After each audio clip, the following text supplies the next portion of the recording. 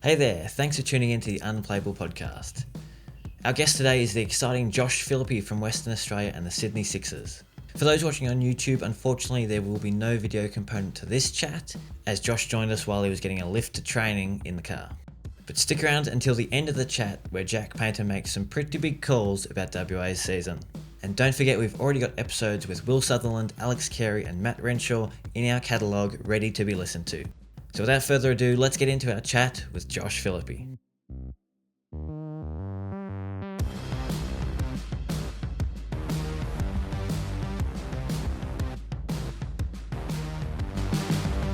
Hello and welcome to the Unplayable Podcast. It's Josh Schonafinger here with Jack Paynter, and we're very privileged to be joined by Sheffield Shield winner Josh Philippe to discuss WA's chances for this summer. Firstly, Josh, congratulations, and how were the celebrations after that breakthrough win? Thanks, guys. They were pretty exciting. There was obviously a lot of people around WA cricket. Pretty happy. It'd been a long time coming, and the celebrations were good fun. And what's the motivation like going into this season, given that WA won everything there was to win last year? Yeah, I think we've set the bar pretty high, but we've got a very strong list, and we want to do the exact same thing. So, there's still a lot of motivation there, and all we see it now is we've gone from the hunters to the hunted. So it's kind of hasn't really changed our mentality, but we know we're sort of the team to beat now. And how's your off-season been? I mean, you've been playing a lot of cricket in different parts of the world. How have you enjoyed the winter months, I suppose? Yeah, it's been good. I've been trying to sort of get as much cricket as I can. I had the opportunity to go play some T20 for Sussex in England, and went over to Sri Lanka as well. And also had a training camp in India as well. So I've sort of been a bit here, there, and everywhere. But it's been really good to experience some new conditions and continue to develop my game. And the form's obviously very good, 94 and 69 in the first match in Sri Lanka. How did you fare with those subcontinent conditions, and was that sort of your first experience of those types of pitches? I've had a couple of sort of development camps in India, but it was my first time in Sri Lanka, and it's pretty foreign conditions to what we normally get here. It was just a really good experience to take in my game plans against playing spin and play in those sort of challenging subcontinent conditions. So I really enjoyed the experience. And batting in the floppy as well. I love that. Yeah, well, unfortunately, the Aussie A baggy cap doesn't fit my head. I've got an absolute pinhead, so I didn't really have too many options there. And they had an extra small floppy for me, so that was the only way I could do it. It looked like a good crew you had over there, and it was a pretty incredible win that you had in that second first-class match. Tell us about that match.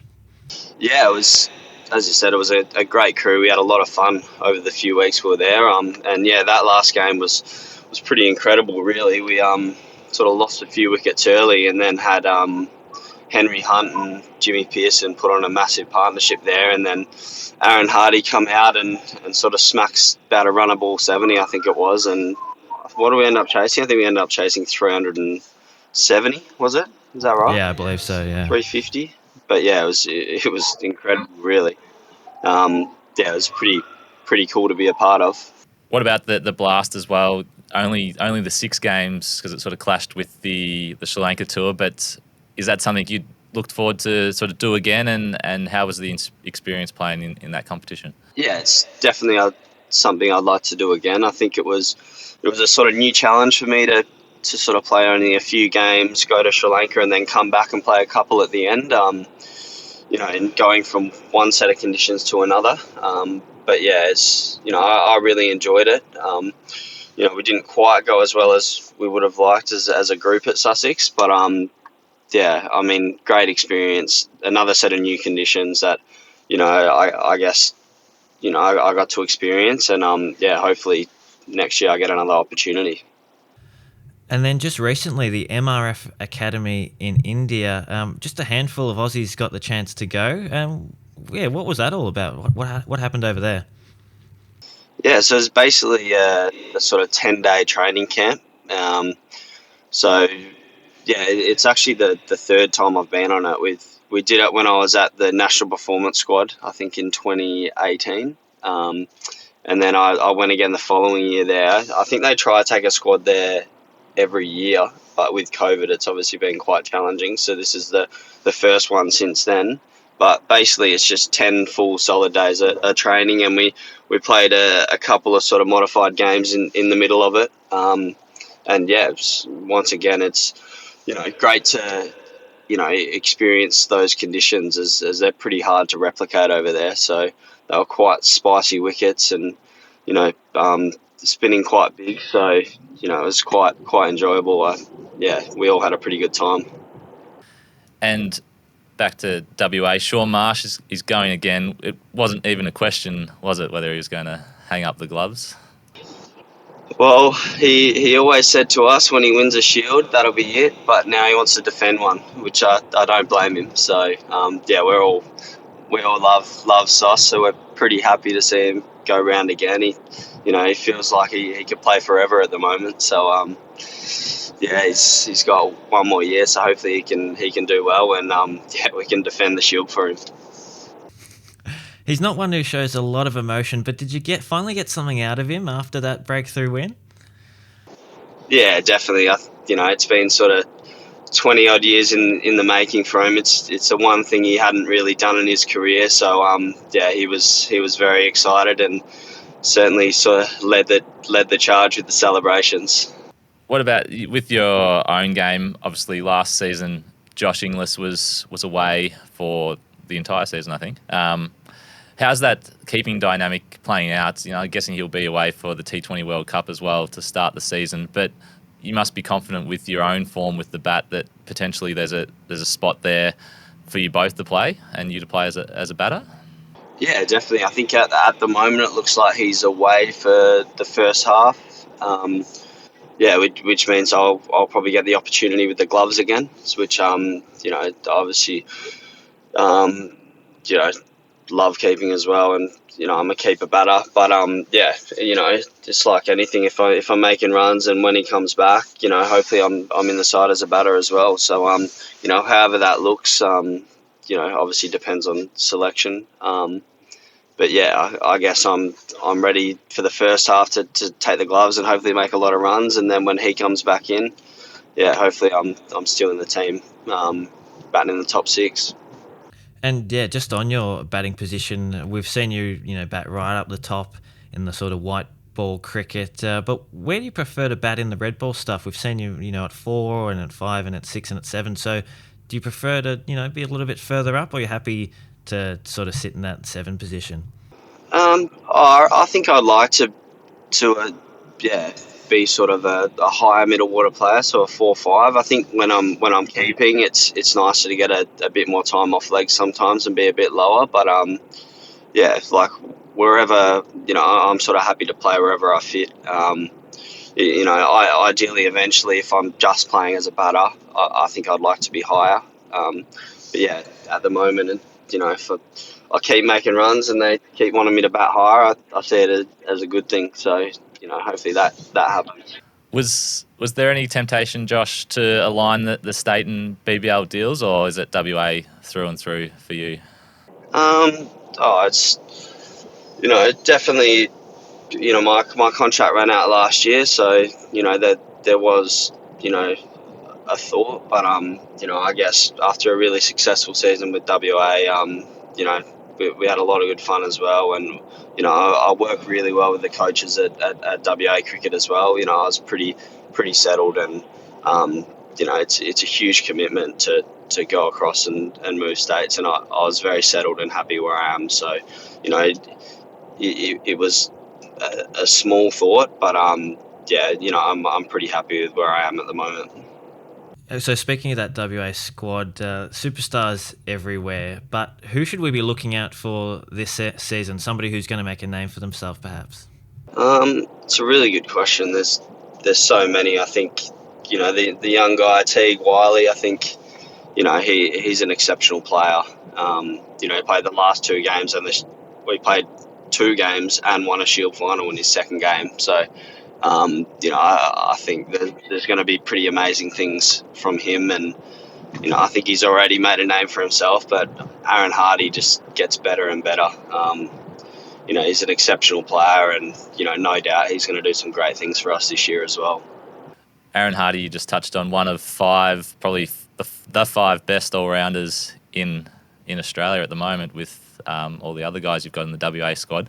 I know a few of them will be away for the T20 World Cup, but if they're all available, how do you fit him in? You just can't, can you? Well, I mean, luckily that's not my problem. That's a coach and selector's problem. But I think it's one of those things that we've got so many great all-rounders at WA. I think the beauty of it is we're very lucky that we've got lots that get picked for Australia. So we generally haven't had, the problem for a while of trying to fit everyone in.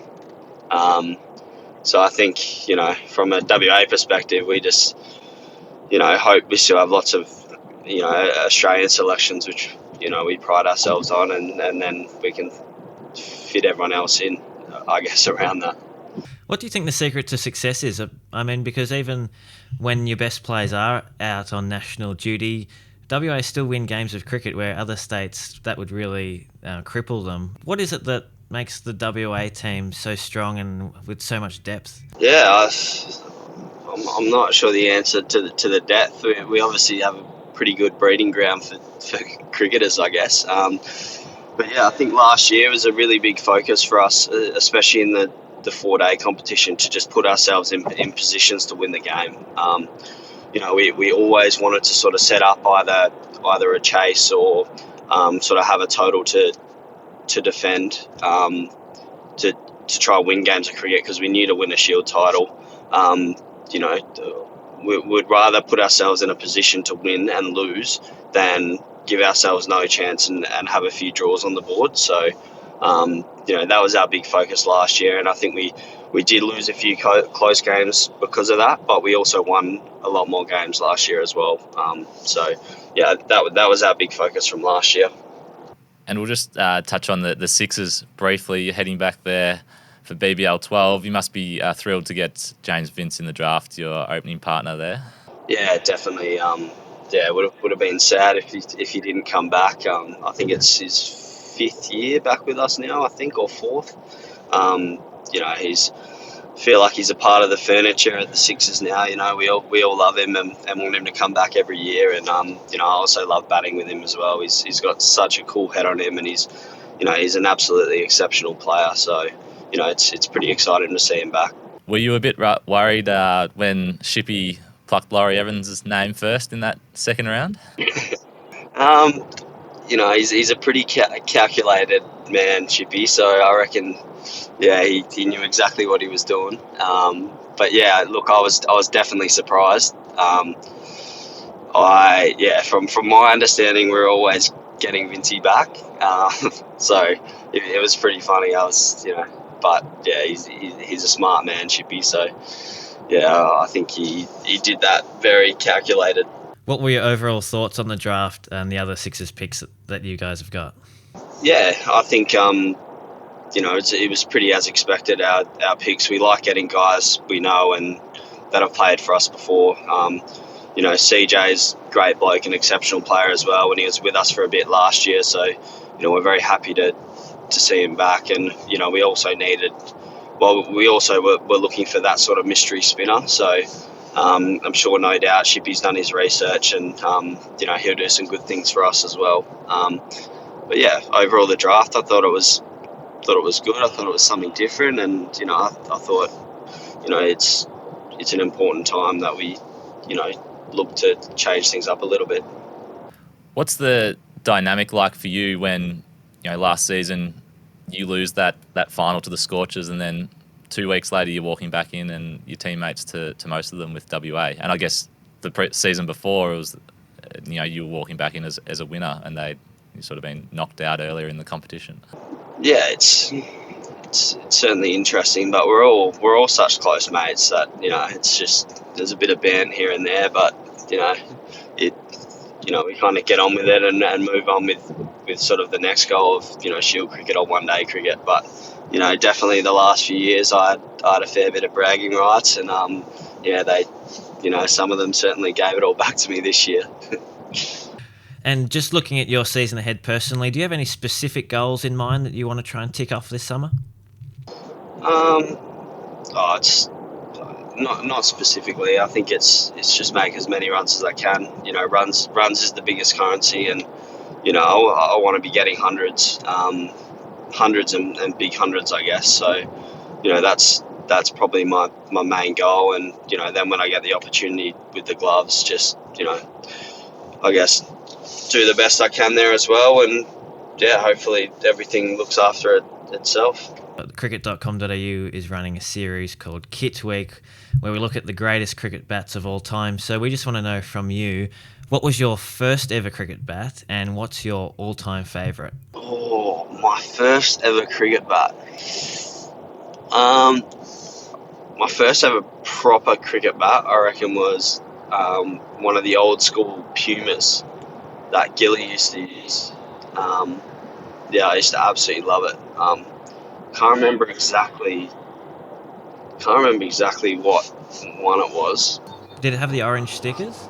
No, it was before that. It had the Millen Champ and Hall stickers. Yeah, it was when Millie Champ and Hall were making the Pumas. Yeah, I used to absolutely love that. Is that the keeping connection, Josh? Have you always been a keeper? Is that why you favoured that bat from Gilly? I was always a keeper through juniors because I was so little, and I think Dad's like, you need to do something else as well. But yeah, definitely, I was always had Puma stuff because Gilly kept with it. That's for sure. And so, do you have an all-time favourite bat? All-time favourite? It's probably the Kookaburra Beast, I reckon. I used to love it when they had the fully blacked out at the back, but I think they had to ban that because they were putting carbon fibre behind it or something. But that was probably my favourite.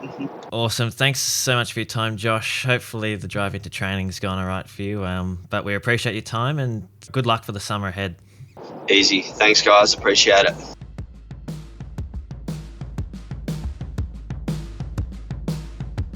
Thanks a lot to Josh Philippe for chatting to us about the upcoming season. Jack, are the WA cricket team going to go back-to-back in the Marsh Sheffield Shield?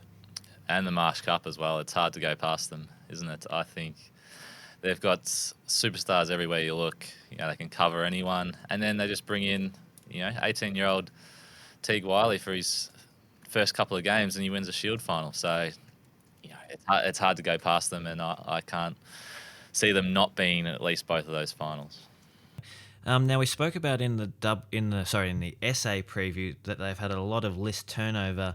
For WA, it's the exact opposite. They've had barely any changes to their list, and that's got to be a good thing, right? I mean, Shaun Marsh has agreed to go around again, and all of their quality players who are on the cusp of Australian selection are still there as well. Oh, yeah, that's right. The only changes they have are when their players get picked for Australia, as Josh mentioned. So, they've got a great system going there, great talent identification, development.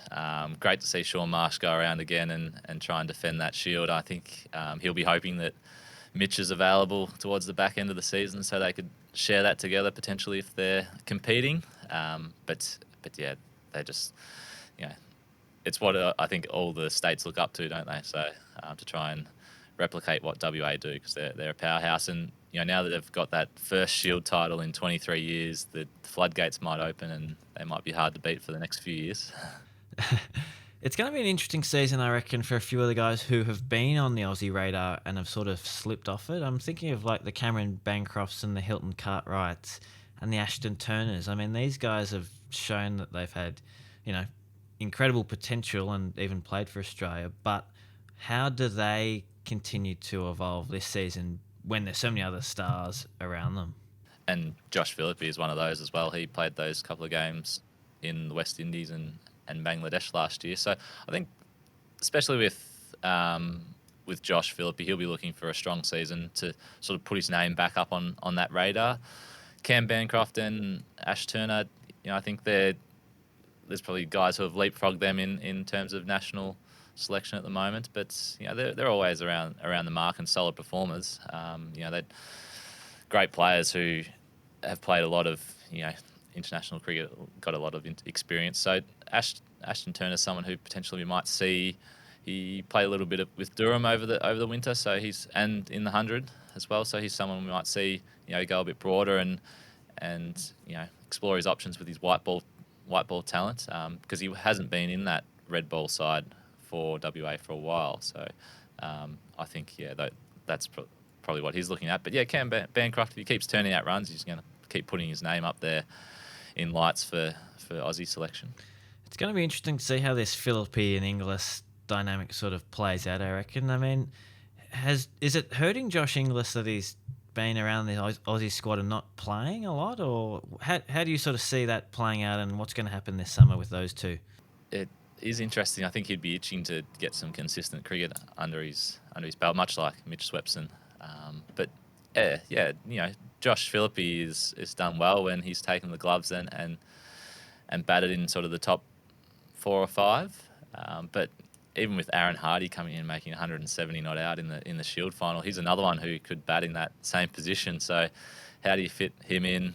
Stoinis, if he's available for some state cricket, Mitch Marsh, all of these guys can bat anywhere in that middle order. And if Inglis is back as well, then there's going to be some unlucky players who miss out.